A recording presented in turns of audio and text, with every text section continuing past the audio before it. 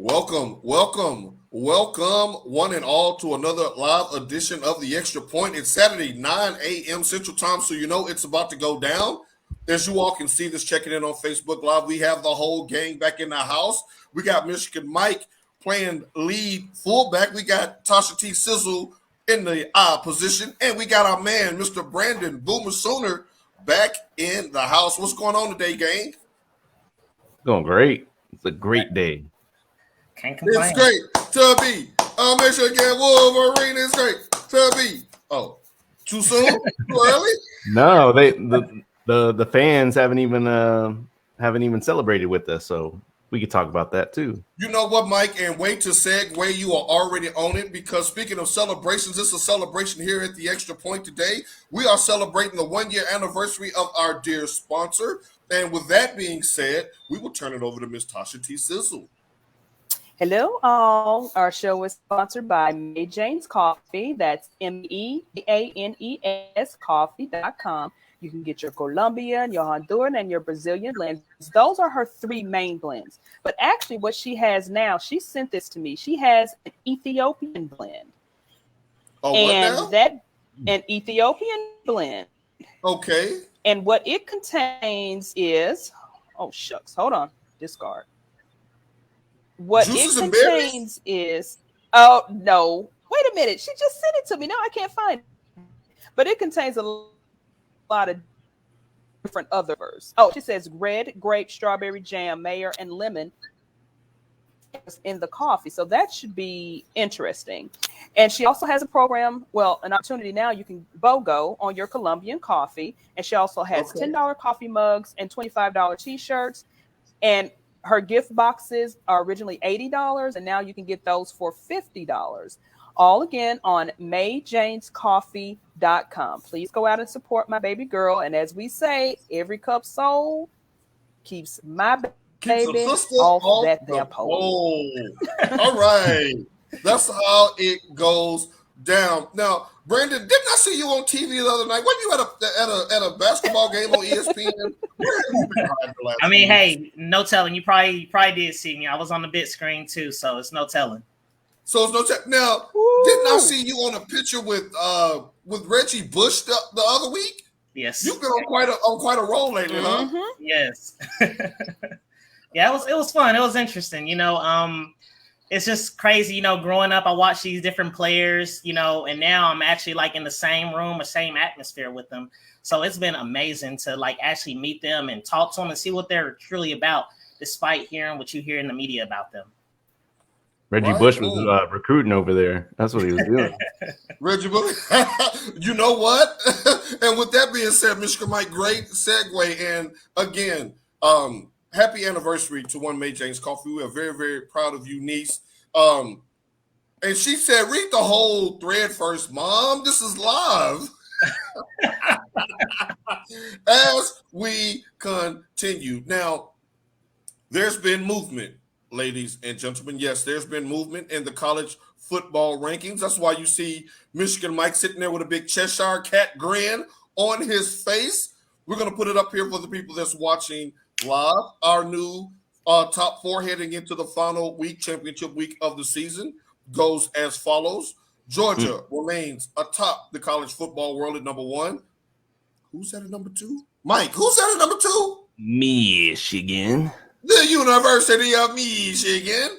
Alabama holds tight at 3, and Cincinnati is number 4. Mike, I'm going to start with you on this because we had a debate about this earlier this week. What are your thoughts on Alabama sitting at 3? I think it's fine, but it's it's definitely dramatic.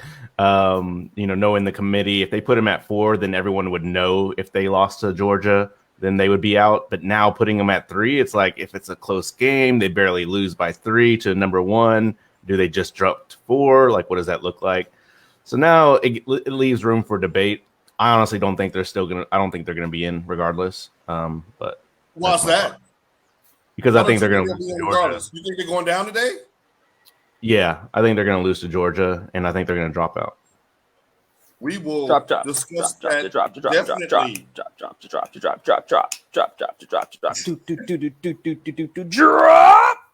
Oh, wow, that was good. Good job by you, Tasha T. Sizzle. Now, Brandon, let me come to you real quick because you are our resident Big 12 specialist, being a Boomer Sooner with your Crimson and Cream. No. What did you call it?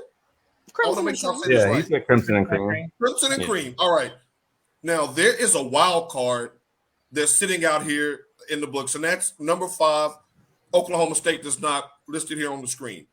Oklahoma State has 5 wins against top 25 teams, and if they beat Baylor in the Big 12 championship today, that gives them back-to-back wins over top 10 teams. Brandon, in your opinion, if Oklahoma State wins today and beats Baylor, should they jump Cincinnati, whether Cincinnati wins or not? Oh, of course. I mean, they have played lights out this season, and for them to play us, OU, as hard as they did, to me, that's well deserved because they haven't beat us since, if not mistaken, since 2016. So they were out for a statement win to prove to the committee that yes, we deserve to be here. And if the committee messed that up, then I feel bad for Oklahoma State because what else do they have to prove to show that we deserve to be in the college football playoffs? Mm-hmm. Now, T Sizzle, let me come to you real quick. Cincinnati, you're the Bearcats. You're sitting at number 4. You have number 24, Houston, coming in basically what amounts to a home game. You beat them. You finished undefeated. Do you feel robbed if Oklahoma State jumps you in the final poll that will be out tomorrow afternoon? I would feel robbed, but it would be totally justifiable.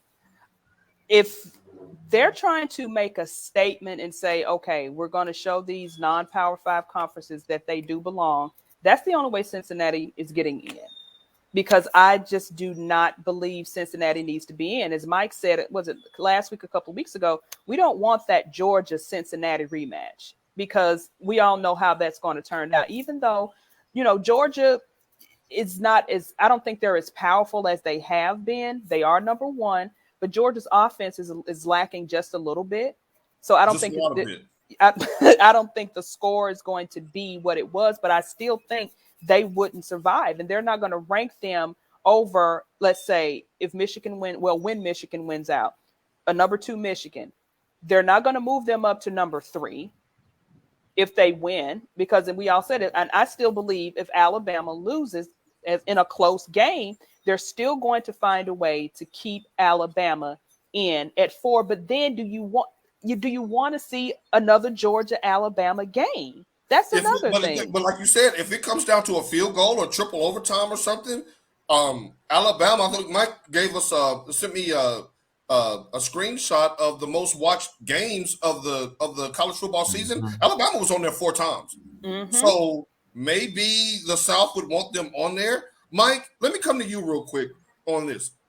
University of Michigan, they're sitting at number 2.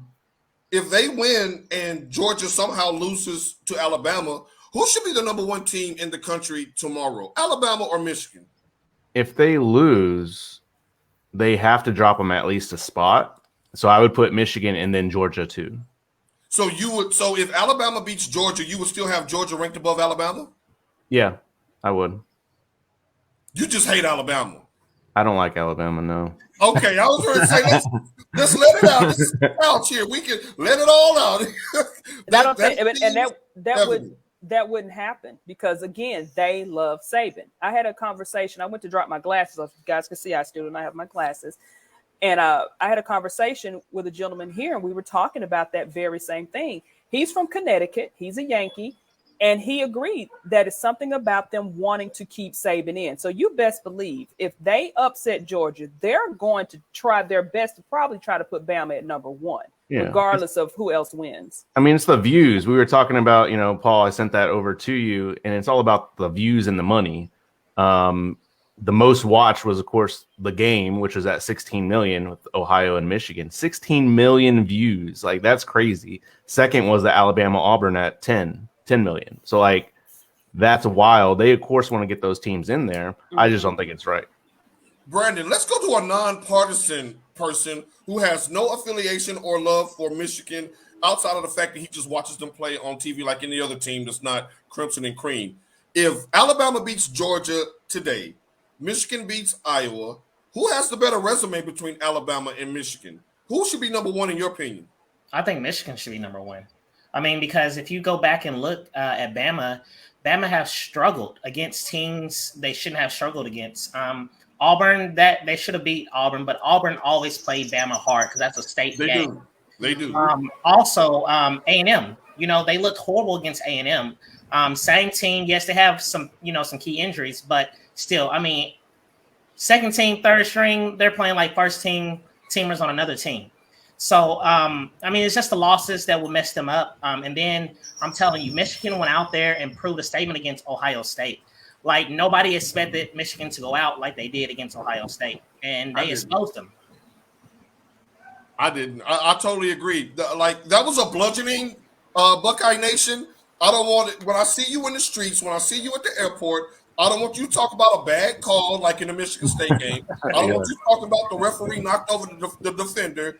They ran the ball down your throat and ran the ball effectively, right? And that was a beat down. I agree with 100%. And some numbers to back up Brandon's point. Alabama's last 3 wins were about 7 points or less. And we're not talking about juggernaut role that they were going through. Auburn hadn't been in it. Auburn went up to Penn State and lost. And we all know what Penn State turned out to be this year. So, but the thing is, I'm with Tasha on this. Growing up where we grew up in SEC country and Alabama right there on that state line, if Alabama beats Georgia, you best believe they're going to be sitting at number one on Sunday. Well, much to our chagrin, the way that I see it then is that, damn, we're going to have to play Georgia in the first game in the 2-3 matchup, which would be awful. Now, Brandon, I know you knew that we were going to talk about this today. So there was no better person to make his triumphant return to the TEP today than you, because you have boots on the ground in Norman. You're on campus. We see you at the games. We see you collabing with lots of different athletes there. You know the pulse and the culture of that community up there. What is the Oklahoma reaction to Lincoln Riley moving on to USC? Well, a lot of people were mad. It's funny because I was in Texas last week for the Thanksgiving holiday, and I came back, and I think like 2 or 3 hours later, I got Lincoln Riley to USC, and I was like, this can't be. And this can't be. So I started doing my research, look at credible sources and stuff like that. And I'm not going to lie to you, I was sick about it. But, I didn't move here until 2019, so I didn't get the real effect as people that's been here for the longest. Do I agree with the move? I do not agree with the move, simply because the way he went about doing it. Mm-hmm. If you want it to be out of Oklahoma, it's a way of doing it in a professional manner. Like a lot of people referred to, Bob Stoops basically just handed over his Ferrari and he just wrecked it and crashed it. He just he didn't even crash it because he was successful there. He just got out in the middle of the street and just left it running at the red light with the hazard lights on. Yeah, I mean, him and Brian Kelly, they both literally left like the Colts did for Baltimore. That back in the Mayflower truck in the middle of the night. And the thing about it is, like a lot of people saying that, he's scared to go to the SEC. It was just easier for him to go to the Pac-12 so he can get an easier road to the national championship. Now, go ahead. You can go. I mean, you think about all the recruits that he was getting from California that were going to go to Bama that are now, decommitting and basically trying to follow him. So it may be a little easier for him to recruit there. Right. But the thing about it is, if he was already bringing those players here, it's more to that story. And I have heard some inside stuff. Come on with the scoop. That's why you're here, bro. Scoop it out. It is so funny because they had a meeting and the meeting didn't last 2 minutes. I heard that, basically he came in, he was crying, I had to do this for my girls. It was better opportunity for my girls. And I'm like, we all know how California is right now. They're struggling. But DeMarco Murray basically came in there. Now, I don't know how true this is. DeMarco Murray came in there and it's like, dude, cut that shit out. That was your decision. And then Nick Benito came in and said, you lied to us. You painted this picture to us and you didn't follow through with the picture. And I also seen like former recruits' parents are coming in, stepping in. That's why we didn't commit to OU, because he couldn't promise us that he will still be there for as long as my child will be with the program. And I believe the end was near anyway. Not saying at the end of this season, but I think that first season in the SEC, had he not been able to perform, I think the writing was on the wall anyway. So you almost kind of can't blame him for leaving, but it angers me a lot of times the way these coaches do up and leave. Not that I have anything vested in any program, but until the transfer protocol, look at how they were doing the players. You transfer, you got to sit out a whole year. And right. I always thought if you leave a program, you shouldn't be able to coach the next year. And another thing, USC is just giving him everything. Like they're giving the family a private jet to use at any time, but yet they want to erase everything that Reggie Bush did just because his family got a house. So it makes right. sense to me. I mean, you want to treat the coaches different than you treat the players, but the players are the ones that are generating that money so that you can pay these coaches $110 million. Yeah. And we're talking about one bad game in Waco, or else they'd be right in the thick of the playoff talk today. Like it wasn't like it was a season where they went 2-8 or 2-9. I mean, I guess do you want the yacht or do you want the private jet? They're saying this has been going on since like September. So yeah, he's basically been giving the season away. Because a lot of the play calling has been horrible. You can tell too. That makes a lot of sense, Mike. Yeah, this has been going on since September. That didn't look like the same Oklahoma team that dominated the Big 12 the previous 4 years. Yeah. Now, Mike, let's go to to Brian Kelly and LSU, because you had a problem with Brian Kelly, right? Yeah, I think I honestly don't believe he's a very good coach, even at Notre Dame. Really? That's one of our rivals that, is no longer a rival because I'll digress from that. But yeah, exactly. Chicken. But even when we played, there was a lot of play calls. Like it would just be a Notre Dame thing. Like they would start off good and then all of a sudden they would do something and then bad play calling. And then he just couldn't finish good games. Mm-hmm. And so to be a national champion type coach, you have to make those plays or call those plays when it counts, and he's not that coach. Do you have a problem with the way that he left? Yeah, I think it was horrible, especially for a prestigious school like Notre Dame. It was uncalled for the way he did it, and I know a lot of players were videotaping his his speech to them, and it's just disrespectful. I mean, it is. Yeah, because I know one of the assistants was actually out recruiting in a recruit's home when he got the message that Kelly was out. I mean, so you just went in there and pitched this whole thing. And then as soon as you walk out of the house, Kelly's gone. But another thing about Jim Kelly, see, you let Brandon cuss, so I'm going to cuss. All that shit he was pulling in Notre Dame, he ain't going to do that with them Bayou boys. Like how he would talk, so disrespectful. Then he shoot the bird at a kid or something at one time, like on the sideline. You're not going to do that at LSU. He's not a player's coach. And then the thing is, too, it may be easier for him to recruit because at Notre Dame, all freshmen have to take calculus. You ain't got to do that at LSU.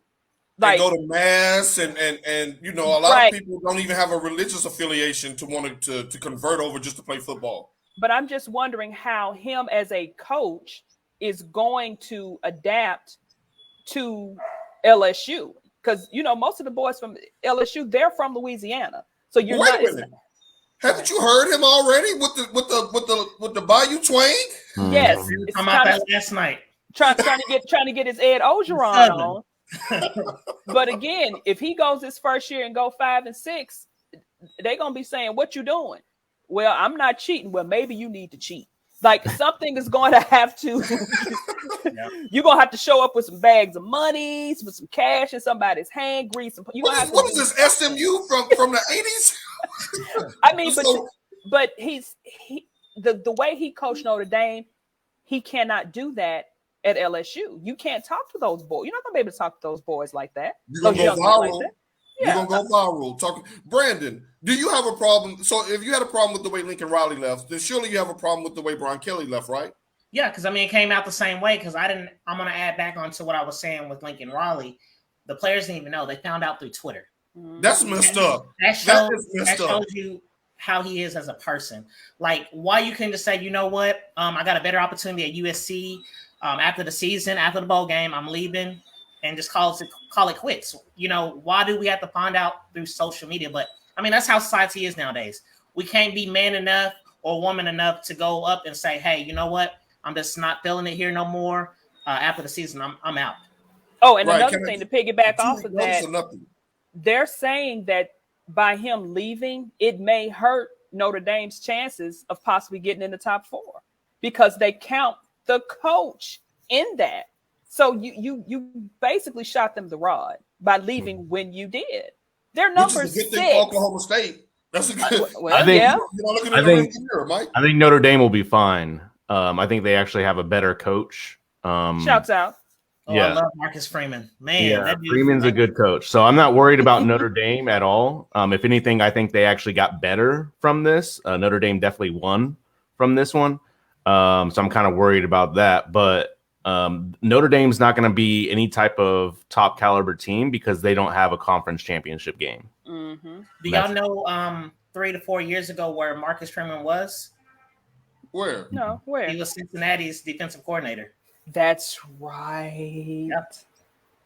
It's right. Funny how the enemy that can't get a sniff. Maybe it's something about the enemy we don't know. Right. Yeah. Right. He. Well, let me not do that. So sticking with you, Brandon, since again you're the one non-Michigan resident that's in the hot seats here. You said the win over Ohio State was huge for Michigan. Does this take Harbaugh off the hot seat, even if he loses the championship game today? I wouldn't say that. I mean, I feel like they're wanting more of a national championship. So I wouldn't say he's off the hot seat yet. Just because he have a good record going right now, he beat Ohio State. I think it's more he needs to prove because it already showed that he had a winning record and didn't do anything and then went, he declined. And now he's back up to that. So I think we're kind of doing the whole like heart monitor, you know what I mean? Right. So I feel he's still on the hot seat and still have more to prove. Just by, how Michigan is a powerhouse, blue blood in football. Right. He had more to prove. Mike, your thoughts on that? I think we always talked about this and it was like, man, just win the game. Right. Right. And so now, of course, being Michigan fans that we are, we're never satisfied once the game has been won. So now that we won the game, it's like, okay, but now that you're there in your first Big Ten championship game ever for Michigan. Since 2004, since they actually won, wasn't it? No, we've never been. First time in Indianapolis is what he's saying. Right. Oh, right. Okay. So now you got to actually win now. So it's like, all right, you get in there, but now win this game, and then it's good. But the thing is, and then we're gonna round down to you, Tasha. I'm in agreement with Brandon on this. At first, and shouts out to our resident grandfather Langston checking in. You were missed, Brandon. He called you Lincoln Riley. So you put Oklahoma on the map in the South. Hey, hopefully you will get that private jet for you and your family. They get to go to the West Coast and do whatever it is that life calls you to do. But I too was euphoric after the game. My mama, we in there talking in tongues and running on the couch and all of that after she called the upset. Shouts out to AP Colter for calling the upset. Hey, Grandpa Langston. Once the dust settled from that, Brandon, and we got into that game is over with now. What has Michigan really accomplished? If you go and lay an egg, if you get beat 10-3 tonight in Indianapolis, what is see Mike shaking his head, but I got to be careful with talking to Mike about these things because his fandom will just jump on me, and the next thing you know, I'm waving my pom-poms. So I need some objectivity. If you don't win the Big Ten, you still didn't win the Big Ten. You still aren't in the playoffs. Like I said, we're a blue blood. I don't want us to be so downtrodden from getting beat down by Ohio State that we refuse to look at the bigger picture, which the Alabamas, the Georgias, they're talking about national championships. They're not talking about beating their rivals. That's just like a thing on their way to winning a national championship. I don't want us to get fat and satisfied off of just beating Ohio State. And here we go. Michigan will lose Says No way Michigan losing tonight. Ain't no way. I would say something mean, but that grandbaby is just so adorable in that profile grandbaby pic. is adorable. Langston, it really is. I want to eat those cheeks off of that baby, Langston. Langston, no, for real. Keep those videos coming. Like in the morning when you kind of tired and you're yawning and you scrolling through your Facebook and you see the baby, he's always smiling. He's always happy. He's got to be a Michigan man because it's always a great day to be a Michigan Wolverine. T. Sizzle, Harbaugh's hot seat. Has it cooled off a little bit? Do you expect more? What will be your idea of a successful season post Ohio State? It's cooled off a bit because he did get that big baboon off of his back in the FIs. But, I mean, we just saw his counterpart in the state, receive a $95 million contract. We've seen, Notre Dame get another black coach. This is the second black coach in the history of that school since Tyrone Willingham. So what I'm trying to say is anything is possible. But Mike, what is his extension? When is Harbaugh's contract up? I think they shortened it to pretty much like it's over. Like they're just doing a month-to-month basis now. Right. So you basically, on that variable plan. Basically, what they telling him is show and tell. Just a game I play. When I want to. I'm sorry. That's the song. Right. Now, I think by him beating the FIs, that kind of gave him a little more rope. But I think saying FIs. I was a little nervous there. But I think if he wins the Big Ten championship tonight, as most of us expect, yes, I think they will maybe extend it, but the amount I'm not sure. But I think this did keep him from them just saying, just go on, sir, just punching him in the back and pushing him off the ledge. I think that's and shouts out to Harbaugh for using the money that he received in bonuses for beating Ohio State and reaching a certain milestone. That he gave that money to the people who were basically furloughed during COVID. So he didn't even pocket that money, which as a Michigan someone in the athletic department, that would move me in the sense like, okay, this isn't just about him trying to catch Michigan State's coach or Lincoln Riley's new deal or Brian Kelly's new deal. I thought that was a good look. But you used the word there that I want to impress upon Michigan, Mike. Expectations. Yes, we beat Ohio. Yes, that was a glorious feeling. Yes, it was Indy face, but we got work to do because we're Michigan. We got work to do. He said that tax break. Yes, we got work to do because we're Michigan.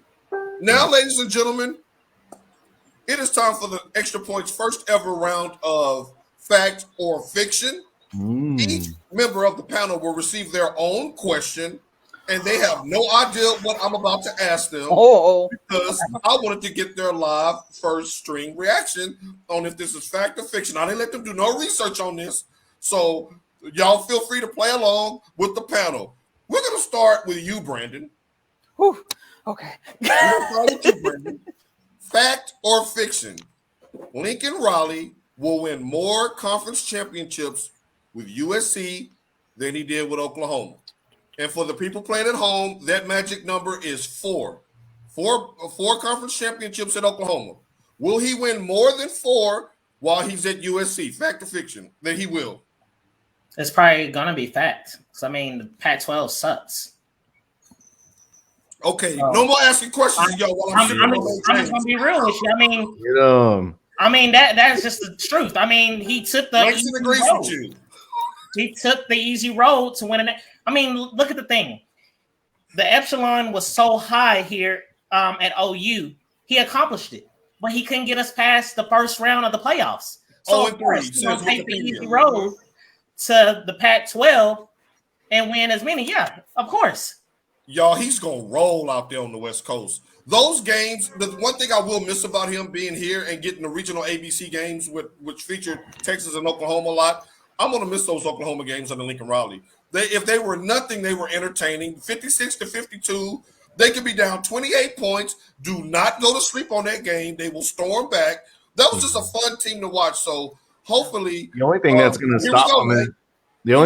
stop them is Rattler going to UCLA. Yeah, because he ended the transfer protocol. That's a side note. Are you happy to see him go? Are you sad about it? Cool about Rattler. Yeah. Oh, I mean, we got Mr. Caleb Williams, Superman. So Hey, I could care less. But what let me have tell you what, done for me lately? there's so many speculations with that whole situation. They felt like Lincoln planned that out. You know, it's just so much going around the animosity that I see on these group pages and stuff. You know, it's funny. And I agree with Langston. I mean, he couldn't handle the SEC. I mean, That's a lot of smoke. That's a Yeah. lot of pit barbecue smoke. If you just want to jump right to the SEC, and Georgia now is on Alabama's level, no, sir. Send me out west. I'll pay those taxes. I'll deal with the smog and the traffic. I'll deal with the poverty. Sorry, California. I mean, he's basically teaching at the University of South Central. So let's just remember that. Remember, I told you guys USC is in South Central. The who had. Now, since you're smiling over there, Tasha, you up next. Fact or fiction? Brian Kelly will lead the LSU Tigers to a college football playoff berth. Fact or fiction? Fiction. Fiction. Because I think his is going to implode. Like I said earlier in the show, he is going to go down there and try to be Brian Kelly. It's in him. You cannot go down there and be Brian Kelly coaching those boys in Baton Rouge. You can't do it. The people agree. Does anyone on the panel disagree with Tasha? Anybody think that's fact that he will lead LSU to a college football playoff berth? No, just a berth. Just get out the West. I mean, plus their cupboard is bare. Who is he going to recruit now? No, they're gonna be trash. He got Ricky to commit to Boys in the Hood. If that girl wouldn't have sent him out for no cornmeal, he would have been won the Heisman. Ricky, baby, your test scores. Ricky, baby, it's a totally different ball game in Baton Rouge than in South Bend. It's a totally different atmosphere. You're going from the prestige down to nothing against LSU, but I mean that's just a totally different level. You know what I mean? Because LSU, those boys are playing to get out of LSU. They're playing to get out of Louisiana. Exactly. They run a 4-3 barefoot on dirt pavements. Right. So you're dealing with a whole different monster. And LSU is one of the most fertile soils for high school talent in the country. Right up there with Florida, right up there with Texas, right up there with California. Louisiana is the place to go. Just look at the NFL. Right. Louisiana residents. So whereas Notre Dame, a lot of people went to Notre Dame because it was Notre Dame. My friend's son, she's actually a Michigan grad. Her ex-husband is a FI grad. But her son chose Notre Dame. Why? Because it was Notre Dame. Because he could. I think cable TV killed Notre Dame. When we were growing up with the Tony Rices and the bus and all of them, pre-Brandon Ishmael. If you wanted to be seen on TV, you had to go to Notre Dame with NBC or University of Miami, or you had to go to Texas or Oklahoma because those are the only teams with TV deals. Notre Dame killed Notre Dame. Yeah, getting that contract with NBC where all of their games are so that you're kind of oversaturating as well. So wait a minute, Mike, you said who beat Notre Dame? I said Notre Dame beat Notre Dame by creating this persona of we can do whatever we want. Well, yeah, you're right. You can do whatever you want, but you're choosing the wrong decisions. You let the contract with Michigan go, which was a huge rivalry, a whole bunch of views. And now, who do you play? Pac-12. It's coming back to bite them as far as quality wins because they could have gotten us last year. They wouldn't have got us this year. So, Mike, since you're so opinionated, let's play a little game of fact or fiction. I can't wait to hear the answer on this one. He said, touchdown, Jesus left. Can we mute him? touchdown, Jesus. Langston has left the chat. But the thing is, every time we put him up there, we see his grandbaby smiling. So he gets a pass with the grandbaby. Mike, fact or fiction? The University of Michigan, which you're displaying right there on YouTube for everybody to see, will win another national championship before Nick Saban's Alabama Crimson Tide. Fact or fiction? I'm gonna say fact. What? I'm gonna say fact. Well, you think I was gonna say something different? I mean, hey, let's be real. I'll be real about Oklahoma, so you can be real about Michigan. Yeah, I am real though. So I also said Michigan can beat Alabama this year, and you said that you can't. So wait a minute, you also said what? He said that Oklahoma can't beat Alabama, and I said we could. So it's true. We could beat Alabama. Yeah, we can beat Alabama When? this year. Langston said that you are on the medical marijuanas right now, Michigan Mike. So, Brandon, so there was some bass in his voice. let me phrase this again. The University of Michigan will WILL win a national championship before Alabama does again. And you say fact. Are you Fact. saying then both teams It's are in the this top year? 4 right now? Are you saying it's going to happen this year? You know that you on Michigan versus the field? you know I wanted to put that bet on before the season started. It was like $20, and I was like, it could win 4,000. I was like, man, let's do it. I think the only team that I'm worried about is Georgia. That's the only team I'm worried about. Well, our resident sponsor says that is fiction. Langston thinks that you're on the marijuana, but pass it around this way. We don't want to get Brandon high. Yeah, but it's from SEC fans too. We're all trying to be objective here. I told you this fact or fiction will hit home on several rounds. Now, there's a round 2, and round 2 comes up now. Let's go. It started raining. Wait a minute. He must be a Cowboy fan. I had to move. He's not, Langston. Actually, he hates the Cowboys. Everybody here hates the Cowboys but me. So, Brandon, speaking of Cowboys, let's go NFL version of fact or fiction. You up first. Brandon, Cam Newton will be a starting quarterback week 1 of next season. Fact or fiction? Fiction. Oh, my God. You Fiction. said that so quick. You was with the Patriots and you played subpar. Then we cut you. You go back to your old team thinking they won a Super Bowl and they already benched you. I'm back. Yeah. I'm back. Like, you back on that bench, on that pond. He's on the pot. Y'all ain't right. Now, in one of the weeks that you weren't here, I believe it was 2 weeks ago, these two clowns really just tore into Cam Newton, made me get up out of my seat and go run and get my figure toy off my shelf because they said he was done, finished, finito. I saved this question for you, thinking that you would have my back, and you say fiction. No. You say you want the truth, right? Damn. So I gave you the truth. In the booth. You want me on that wall. You need me on that wall. Hey, when you're in the booth, you got to tell the truth. He says fiction. Does anybody other than me disagree with that?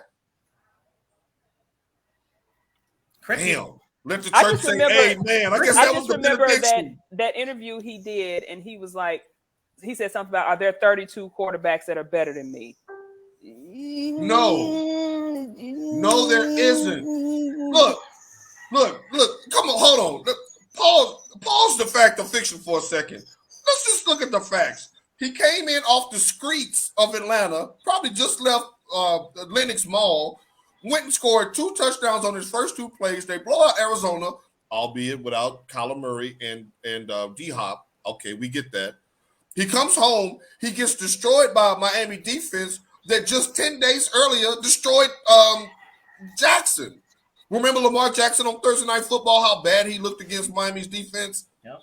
Nobody wants to bench Lamar Jackson. Why are we benching Cam Newton? Is it because he ran all the way down the field like T.O.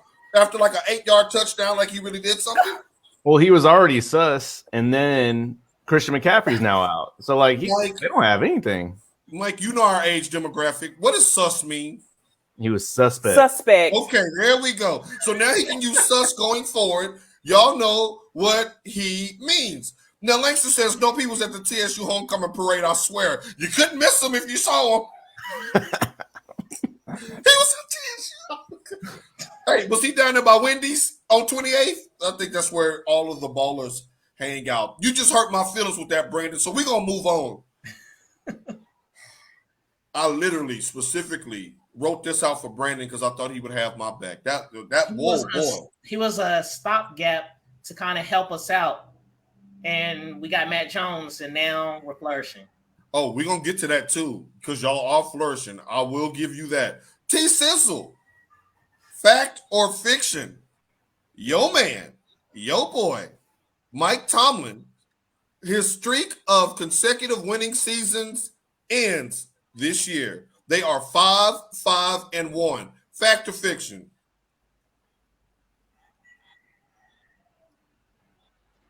Fiction. He ain't going out like that. And that's what I mean. That's what I said, and that's what I mean. He ain't going out like that. That pause said it all. No, it wasn't a pause, because what I was thinking was that 5-5-1. Because remember, you said something about, what did you say? That Ty is going to be the thing that will that Ty help or hurt him in the long run?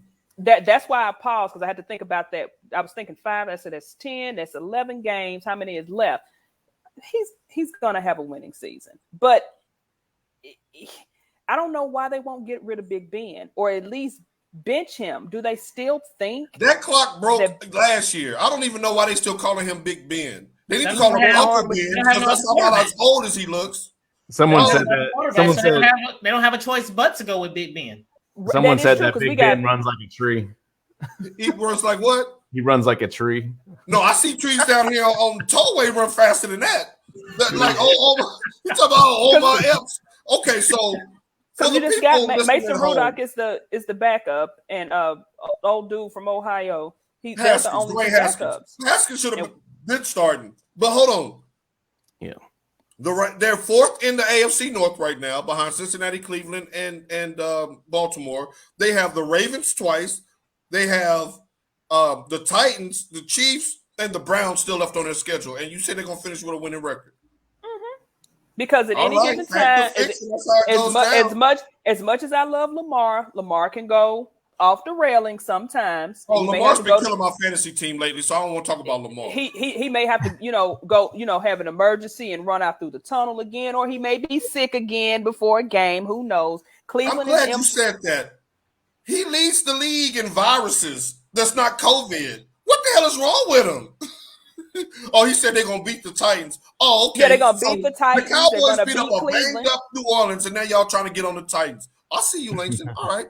Mike, speaking of the Cowboys, this is a 2-part fact or fiction. Part 1, fact or fiction. The Cowboys will win a playoff game this year. Fact or fiction. Don't think long and hard about it. I'm going to go fact, because I don't think they're going to get that first round bye. So I'm going to say fact. I still think that they're going to lose to the Rams in the divisional round.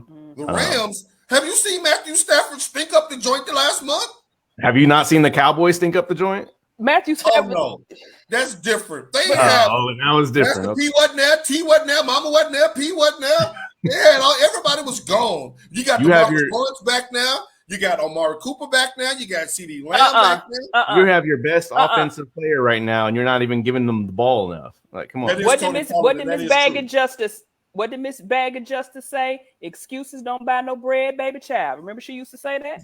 He did literally used to say excuses don't buy no bread. So, but you still say that's fact. We still get a playoff win. Now, look at the teams that's in the playoffs hunt right now. Green Bay, Arizona, Tampa Bay, Minnesota, Dallas, San Francisco. So you're saying those teams, you're not worried about them taking the L? Mm-mm. Okay, cool. No, we're gonna leave that there because we got you on wax saying they're gonna win a playoff game. Part 2, rookie Michael Parsons will be the first player since Lawrence Taylor to win Rookie Defensive Player of the Year and League Defensive Player of the Year. Fact or fiction? Fact. I don't see too many players out there just dominating, and he is dominating out there.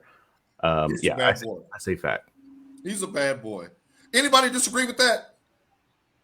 No, the boy is playing lights out. Do you think Trayvon? Yeah, he's playing lights out. Give him one for Defensive Rookie of the Year. What, his 7th pick last week? I believe Thursday. I mean, you know, I'm in love with Trayvon Diggs. Taysom Hill. Okay, Langston agrees with you. He said, okay, so y'all on good footing today. This is an epic day. Langston and Mike agreed about something that was sports related. So we're going to move on. Brandon, back to you. We had maybe about, 6 weeks ago, right after the Patriots and the Buccaneers played, we had this big debate on who was most responsible for the Patriots dynasty.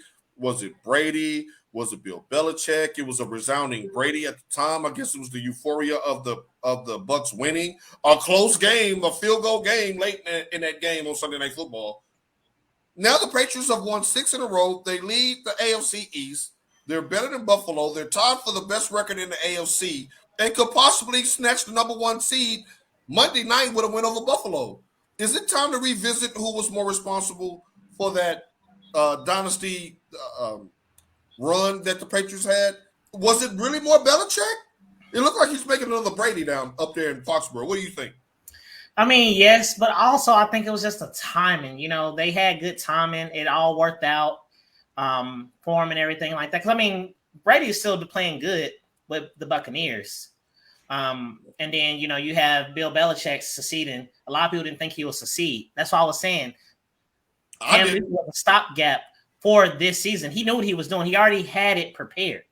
You know, and that's why he was like, you ain't worried about the Patriots? For what? You were pretty bullish on the Patriots back then. Like, I didn't see it because they started off kind of raggedy. Yeah, they did, but they was building that chemistry. You know, they was showing people, you know what? Okay, y'all don't think we ain't about that? All right. You hear that, Michigan basketball fans? Patience. You gotta have patience. Oh, sorry, y'all ain't seen. Talk about that in a different show. No, we'll talk about that in a little bit. I mean, it's not about. I mean, but it's. Tasha, what are your thoughts on that? I mean, it's not about them so much. I think trying to get that chemistry. Oh, I think I'm behind. I'm sorry. No, you fine. Go ahead. I think I'm coming in behind, but you know, the Wi-Fi. I don't think it's about them trying to get that chemistry. I did give Belichick a pass because you know that was the first season with COVID, and you had so many veteran players who were not playing. Good point. Who were not playing while you know Cam was the starting quarterback. Now, like you and I discussed, you know, he got that shot, he got a job. I really think part of the reason he was out is because he didn't want to get that jab. And then I can't even think of the quarterback's name now, Mac Jones. He got more reps, so he was able to show what he could do. So that's why it was easier for the Patriots to cut Cam loose. But Mac Jones, I think under Belichick's expert tutelage, he is kind of transforming him into what she said. Michigan Mike, what are your thoughts on this? Now, you've been Team Brady from the jump.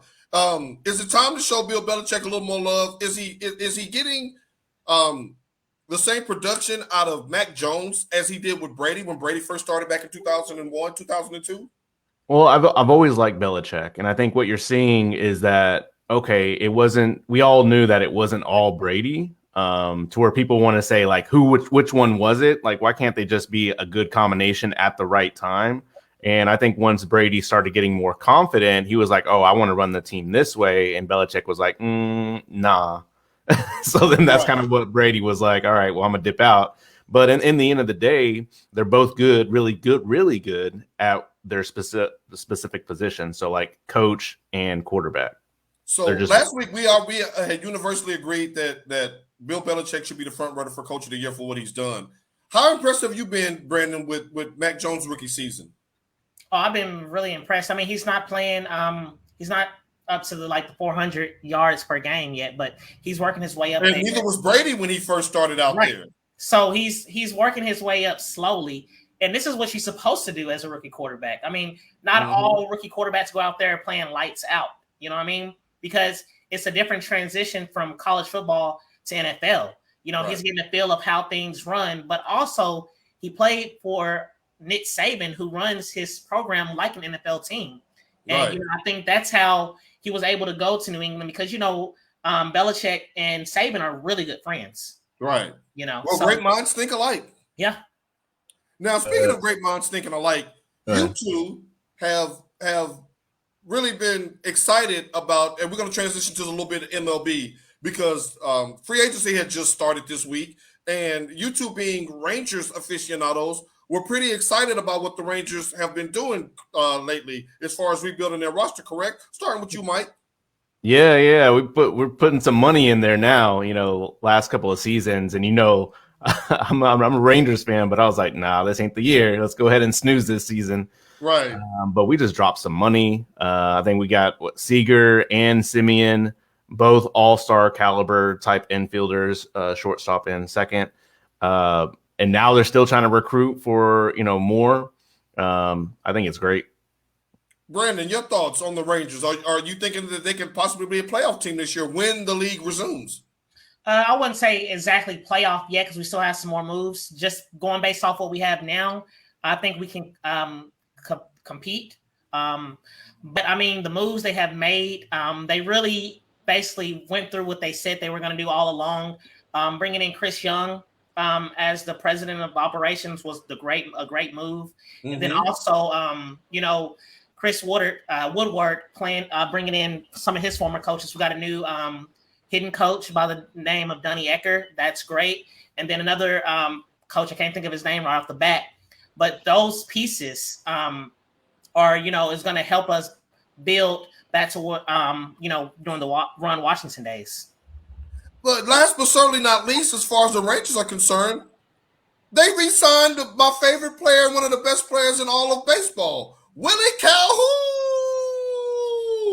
Welcome back, Willie, with your $5.2 million. I saw you when you were playing for the Nashville Sounds. Every time you got called up to the Rangers, you produced, and I got love for that. So I'm excited to get back out there. It's a beautiful stadium out there in Arlington. I am rooting for the Rangers to get it turned around. I love their uniforms. I love the atmosphere out there on game day. So hopefully Simeon and some of the other players, including Willie, gets it together and has a great season this year. Forget the Angels. Forget Ashanti and all of them people. Mike, you were saying? I was gonna say, watch them convince Kershaw to come too. Well, that'll be great. That'll be great, honestly. Tax-free money, Clayton. Come on down. Be a part of something special. Yeah, come back home. Come on. Yeah. Come on back home. Now, let's get into, because we're running up against the 10 o'clock hour. Sizzle, you back with us? Yes, I think I'm, the Wi-Fi here on the island. All right. You wanted to discuss AB's COVID situation, correct? Antonio Brown? Yes. And my take is probably going to be it's probably going to be a little surprising. You had so many people that were saying, Aaron Rodgers didn't get suspended and he lied. But the one thing that Lyron Rodgers didn't do was fake a COVID card.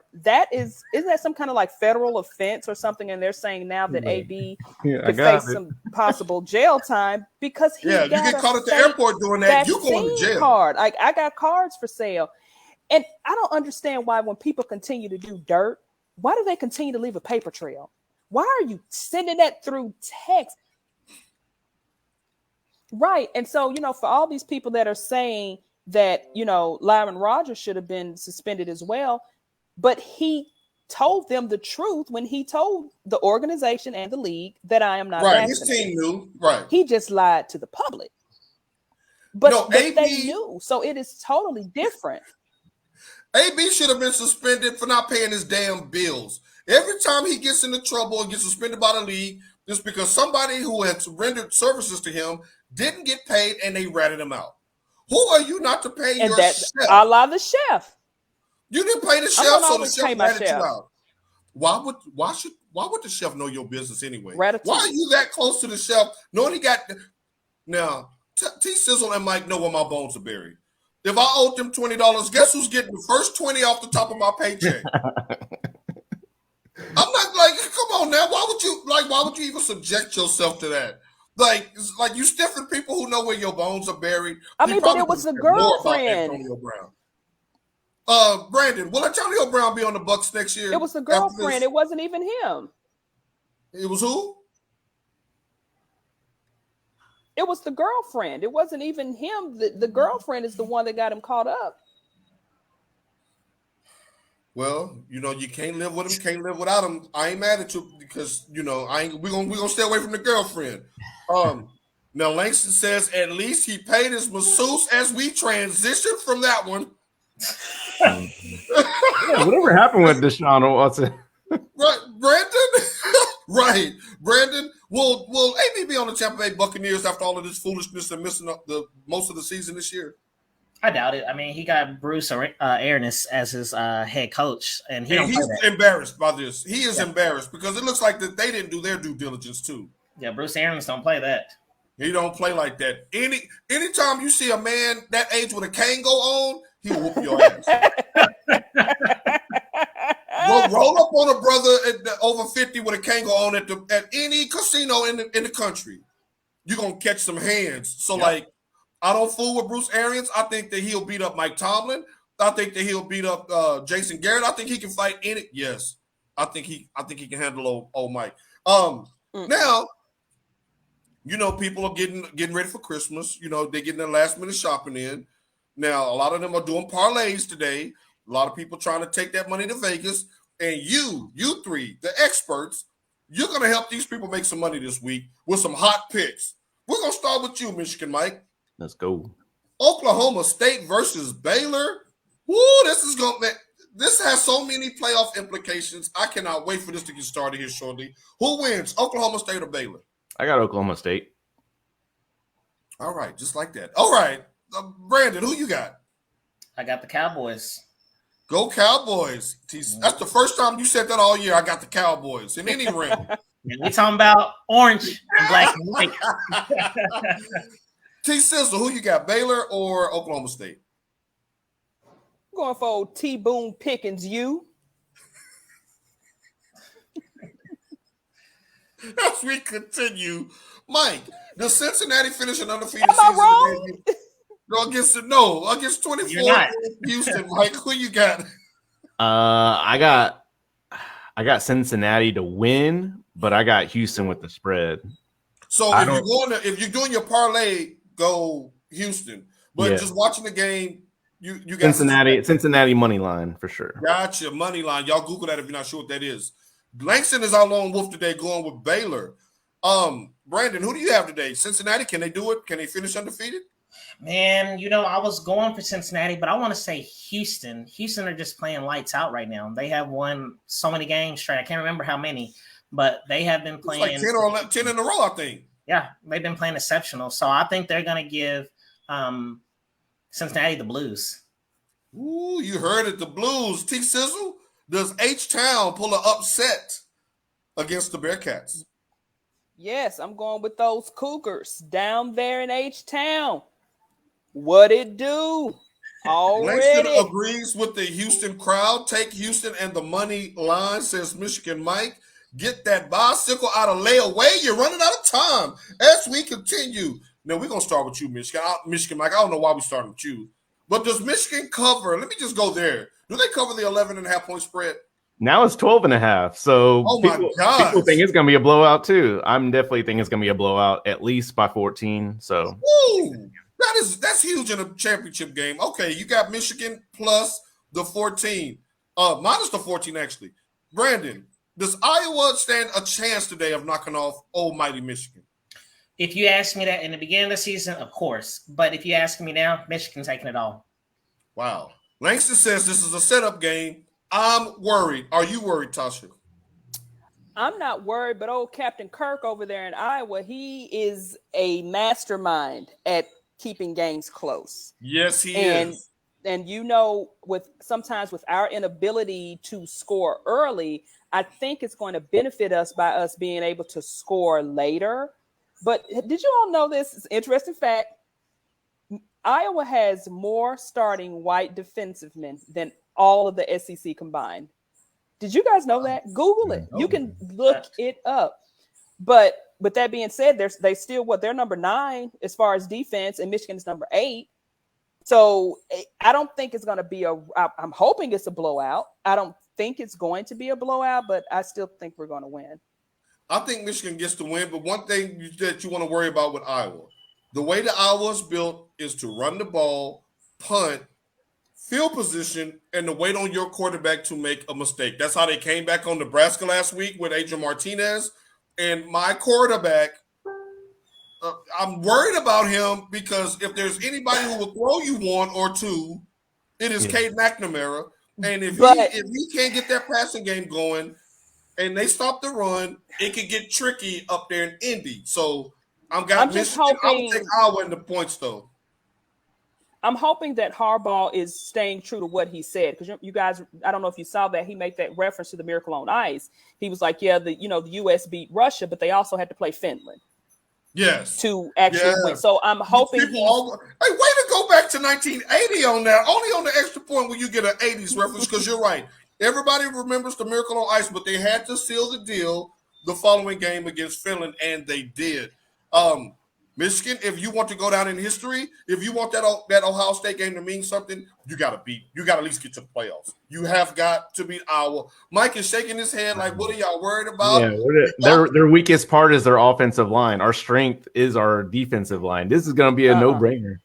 The reason I'm worried is because it's Harbaugh and it's Michigan. That is why I'm worried. And it's the unknown. Like, we haven't been in this position before. We are now the hunted and not the hunter for the first time since. And y'all seen this team. Y'all seen this team. How hyped they get. It's about that swagger that we haven't seen before. That swagger. But we're not out here skating without a stick anymore like we used to. Right now, it's a difference when people come hunting for you. Like when Dallas started 6-1.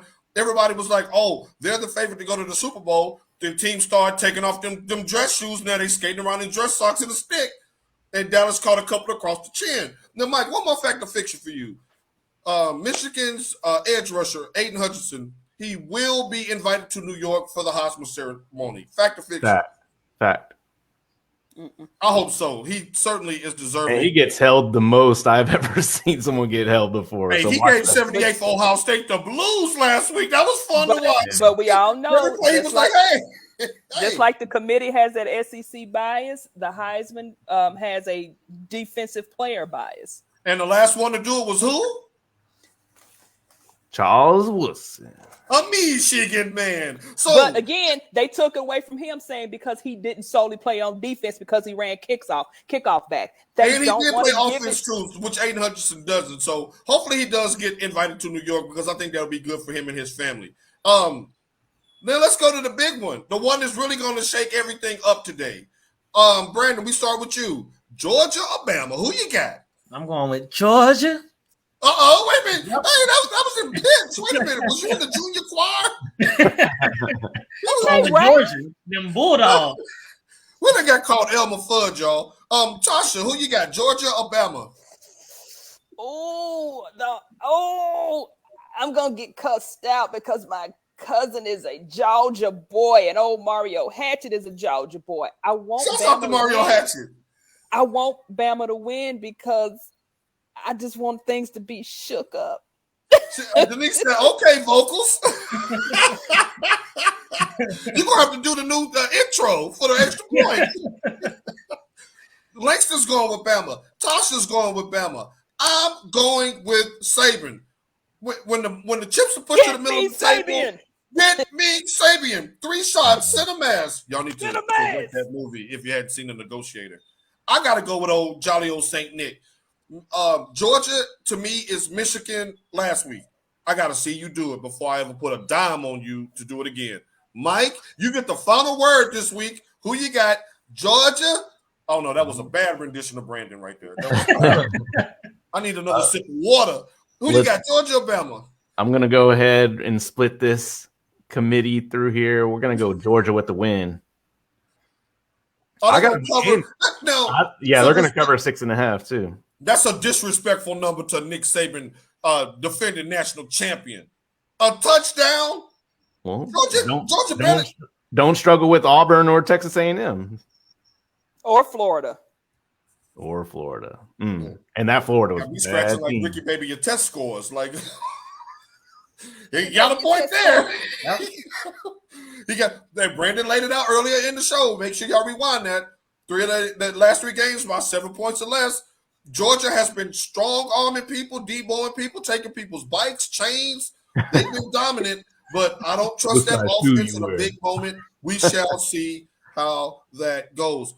Any parting shots from you, Mr. Michigan Mike, as we head into championship weekend? I'm excited. I think I'm going to have to take a nap before the game. But you are going to have to take a nap before the game. I know I am. It comes on at 9:00 here. Hey, you be ready. You be ready now. Brandon, any shout-outs from you today? Yes, I have a lot of shout-outs. All right, hold on. Well, let me get a sip of coffee then. May James. All right. Definitely shout out to my barber, Spencer. You know, got my fresh cut going, looking good and everything like that. Also, I got to give out a shout-out to Anthony Watkins. He's from Fort Worth, went to South Hills High School. He is currently leading the nation in yards per carry with All right. 6 yards, and he's a running back for Tulsa. So I told him I will shout him out. He's at practice right now, but I got A Watt, and I just have to let you know about that atmosphere against Florida. Tell us about that, because that was a big time win for Oklahoma. Man, that was phenomenal. I'm telling you, our OU basketball team with Porter Moser at the head of the team is a totally different atmosphere. We're actually seeing defense. We're currently 7-1, with Florida being our biggest win this season. So shout out to the Crimson and Cream on the hardwood. Sorry. They're doing good and playing lights out, and I look forward to the Big 12 slate. Now, is it true that you were caught in that stadium shooting dice with the Oklahoma defensive line? No. How you be getting all of these close-ups? Like, this guy here, if he goes to a game, he don't just purchase a ticket and get popcorn. You see him with the athletic director. You see him with the Heisman. I see him with the dog, with the mascot. You see I seen him in the little buggy. Wasn't he in the buggy 1 week? Brady, you like Savoir Fair. You everywhere. It's those network. I'm not gonna lie to you. That was like, I feel like I was in a movie that night. You know what I mean? Take us with you. Like, my gosh. He met Sandra Bullock. He met Denzel Washington now. Yeah, I met Caleb Williams that night. Lon Kruger. I actually had a talk with Joe C, the athletic director, and we kind of brought up about the whole coaching conversation, but we didn't go too deep into it. Because of course he's not gonna release that information, but I did have to tell him he's like the best athletic director ever. Like, he have made some of the best hires in history. We're gonna have to take down that BL in the background and put up RPRT. This man is right place, right time. He show up at Kroger and John Madden's in there buying bread. Boom. And I'm just looking for mustard. Hey man, I was doing looking for some hot wings and mustard. Man, and some too. I gotta tell you about the Keontae Johnson thing. So we were at the pre-games warm-ups, and I was like, man, that guy looks so familiar. And I was like, hold on, I had to check my phone real quick. I was like, man, that's Keontae Johnson, the guy that collapsed on the court. Very down-to-earth guy. He was real chill, out there, being a player coach. And so just like I say, seeing people that I watch on TV and actually being in the presence and having conversation with them, I'm going to tell you, that's all God. God had blessed me truly to give me these opportunities. Right place, right time. This is divine intervention. It's all God. That's all I got to say. God is the one that made this happen. And it just, things like that push me even harder to know that I will be on ESPN. And Langston said it's because he smoozes. Of course, Langston got to throw in his parting jab. Denise with the amen, but she also says, Georgia Bulldogs, da, da, da, da. Tasha, any parting shots from you today? Well, my parting shots, it actually goes out to all of these school children that I see down here in the Dominican Republic. We deal with so much in the States. We're ultra privileged, where I worked for years, the children didn't even want to ride the school bus. I see these children, rain, heat, on the back of motos, going to school with their uniforms and their masks. And they even go to school sometimes at 6 o'clock at night. They break it up. They go in the morning and they go at night because there's not enough room in the school, in the classrooms for the children. And I say that for, prayers out to those victims in Michigan from, the terrible thing that happened when the kid shot up the school. Just, if all your family members, anybody, just love them, just hug them, because you never know when that's going to be the last chance. And again, with the things we take for granted, our children, Mike, your children being able to go to school every day. And then you see these kids down here on the back of motos, little kids on the back of motorcycles, taxis, going to school to get their education. So shouts out to all these lovely children down here in the Dominican Republic. And again, people, just anybody in your family, tell them you love them, pray for them, because you never know if that's going to be the last time. Amen. Amen. And the thing is, there's nothing to say behind that, but amen. Now I'm going to call my mama and give her a nice little FaceTime after this, because I miss her after 1 week already. You are absolutely right. Getting to see my family last week and then coming back home, like, wow, that was awesome. And so Shouts out to our extended families. Shouts out to the Extra Point. Langston finishes with something nice to say, which is all. Then on that note, we are out of here. Go Blue. The next time you see us, we're going to be Vamos in the championship Azul. playoffs, baby. Vamos Azul. Peace.